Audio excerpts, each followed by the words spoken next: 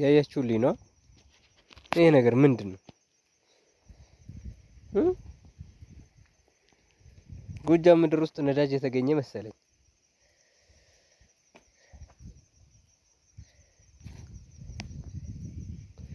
እስኪ የሚያውቀው ሰው ካለ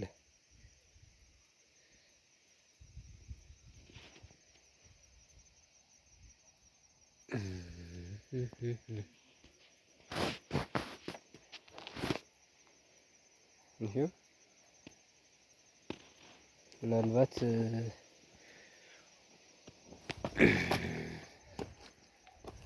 ምን ሊሆን ይችላል እንደዚህ አይነት ነገር?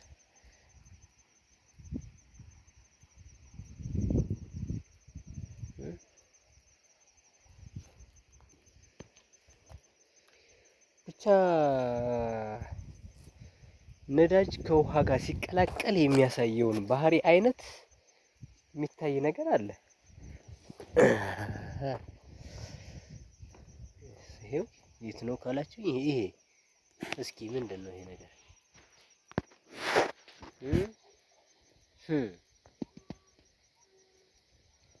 ነዳጅ በጎጃም ምድር ማለት ነው። እቺ ምድር መቼም ያልያዘችው ነገር የለም። እኛ ብንተዋትም እሷ አልተወችንም ማለት ይሄ ነው።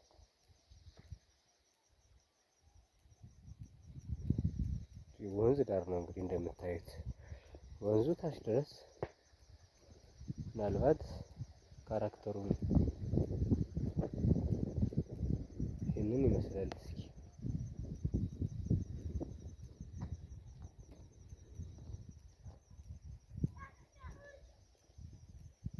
ክረምት ላይ እንጂ በጋ ላይ እንኳን ያን ያክል ቀዝቃዛ ወንዝ ለማለት የሚያስደፍር አይነት አይደለም። ትንሽዬ ነው ብቻ አይነጥፍም። አካባቢ መልክዓ ምድር ያምራል። ወጣ ብዬ ላስቃኛችሁ ከፈለጋችሁ እስኪ። አካባቢ በጣም ነው የሚያምረው። እኔ ለመታጠብ እየገባሁ ነበር በአጋጣሚ፣ ግን ይሄን ነገር ሳይ ነው እስኪ ምንድን ነው የሚለውን ነገር ለማስጎብኘት ያሰብኩትና ወደዚህ ነገር የገባሁት ማለት ነው። ይብሻ እንዴት ነህ? ይሄው ፀሐይ ልትገባ እዚህ ጋር የሰው እህል እየተበላ ነው። እንመልሳ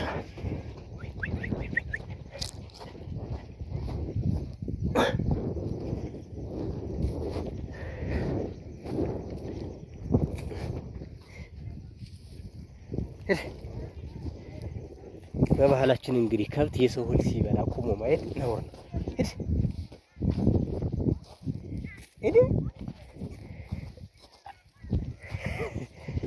አመፀኛ ነገር ነው እንዴ!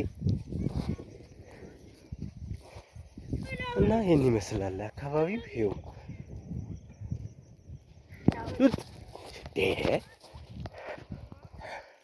ትንሽዬ ከተማ አለች በዙሪያዋ።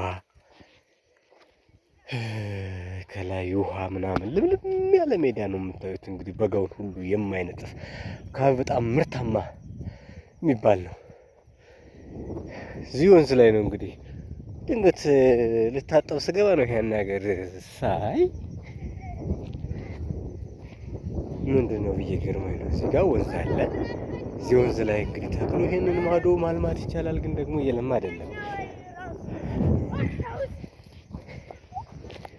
እዛ ያልተጠቀምንበት ሪሶርስ ማለት ይሄ ነው እንግዲህ። አሁን ይሄ ውሃ ተኝቷል፣ ይሄ መሬቱም ደግሞ ዝም ብሎ ተኝቷል ማለት ነው። እንቅልፍ ዓለም ውስጥ ያለን ህዝቦች እንግዲህ ሁሌ ራሳችን እንደወቀስን ነው የምንኖረው። እርግጥ በጋውን ማለት ክረምቱን በአሪፍ ያመርታል። አርሶ አደሩ ጠንካራ ነው። ቦታላችሁ አካባቢ ምን ለማንኛውም ጎጃም ምድር ነው ይሄ እንግዲህ። ደስ የሚል መሳጭው ነው።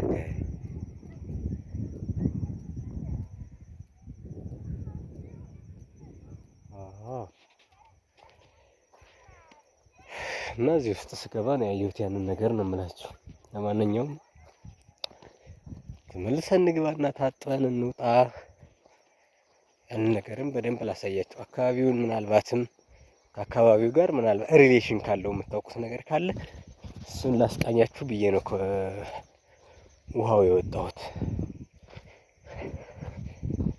ከላይ ሆኖ ሲስተም እንዳይመስል ይሁት እንግዲህ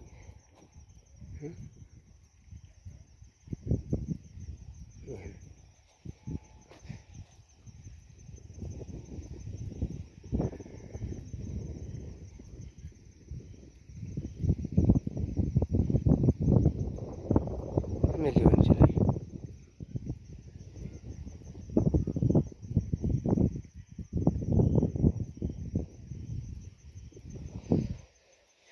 ይህን ነው የሚመስለው እንግዲህ